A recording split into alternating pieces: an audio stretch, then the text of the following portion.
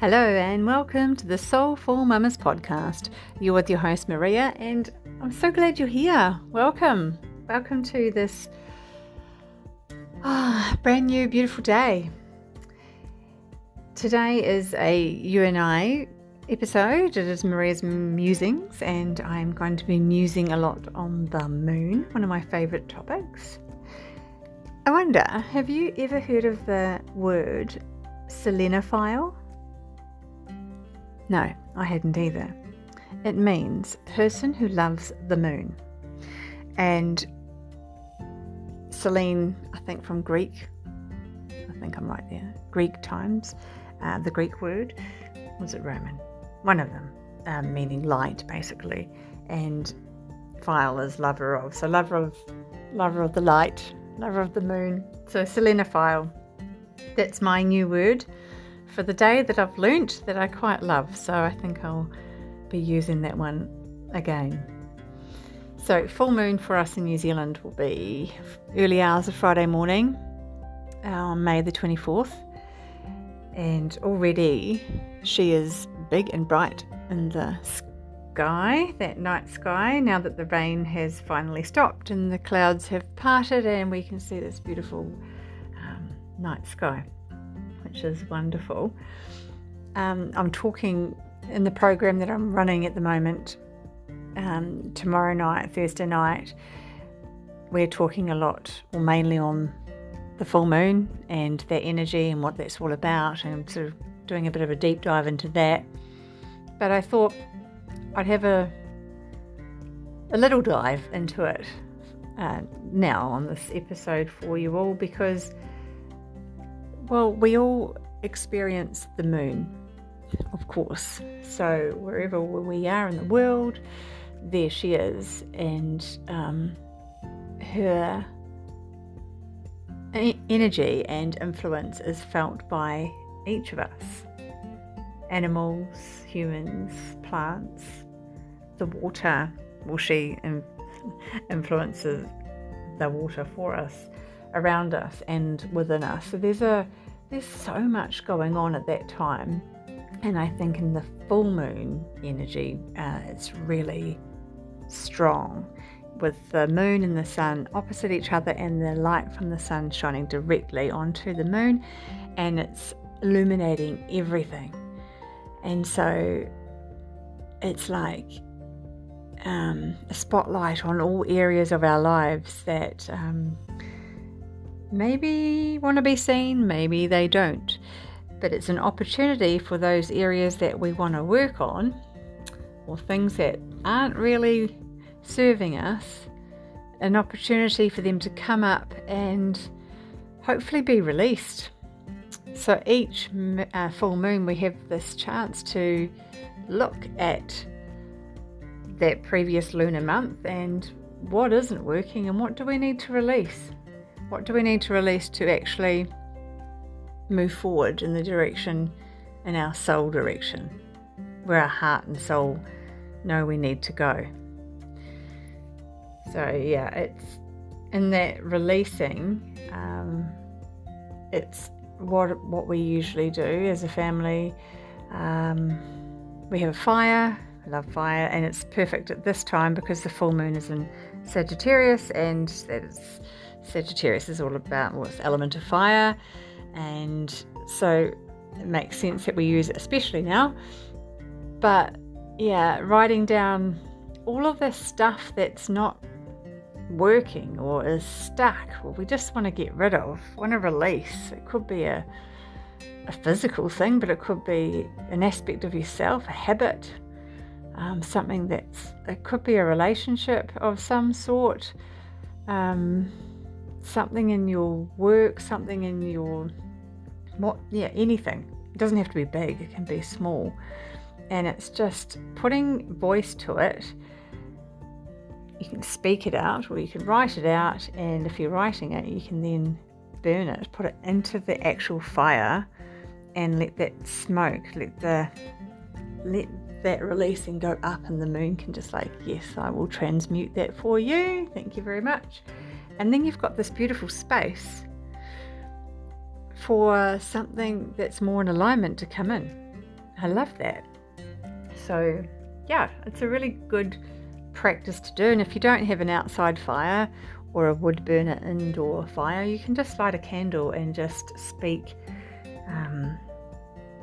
to that, or just be in that presence of fire, knowing that it's a transformer.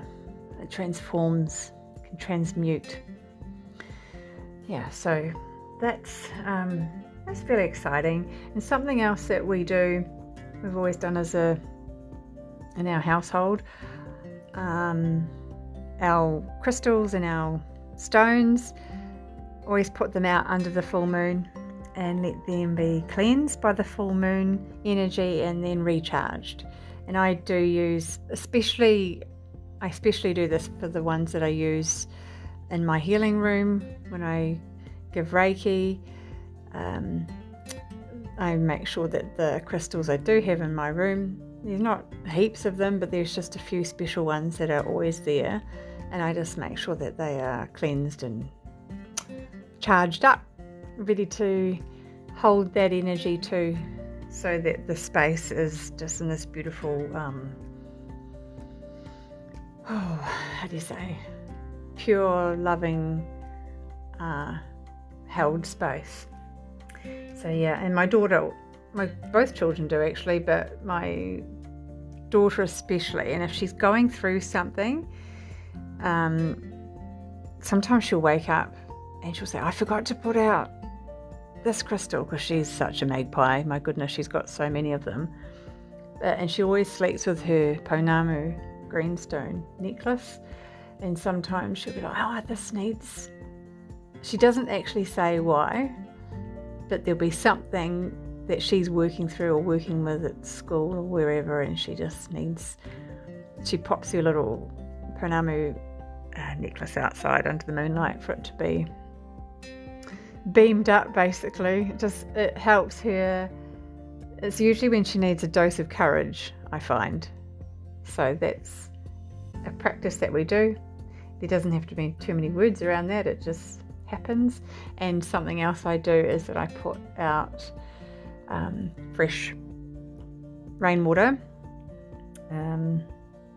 from our tank, because we have rainwater here, but put water outside under the moonlight for that to be charged with the moon energy, so it's creating moon water. And I usually pop that in a glass spray bottle, and I use it I can spray the inside space of the house, but mainly it's for the house plants. And then I always have a bowl or a dish outside, and that's for the dogs. They love it. They always drink that first. That's their preference, and then they'll go on to the normal stuff. So there's something in that. So we've got moon animals and moon plants, moon crystals.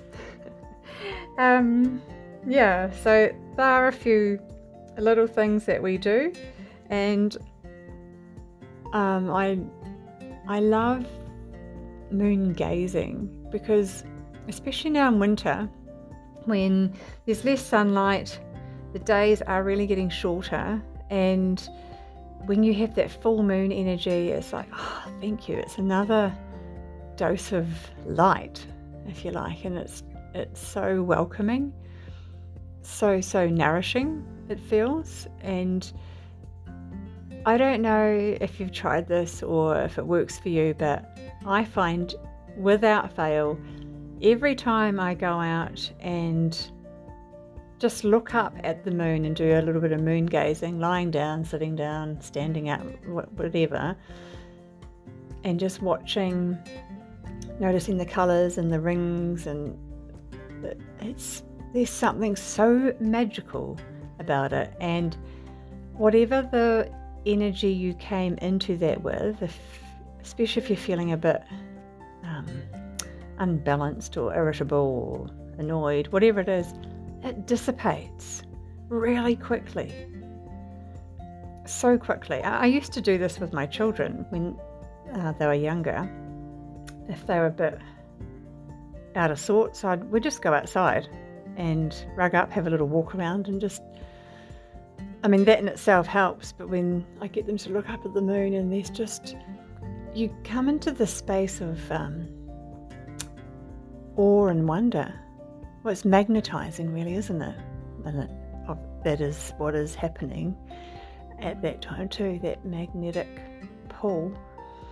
And when you are in this space of awe and wonder, then you're in a space of appreciation, and then that gaze can widen, and you're noticing the other stars in the sky and the vastness of the universe, and this appreciation for everything around you and within, outdoors, but then indoors and in your life. And it's just, it resets. I'm speaking for myself, but do you go and try and let me know if it works for you too.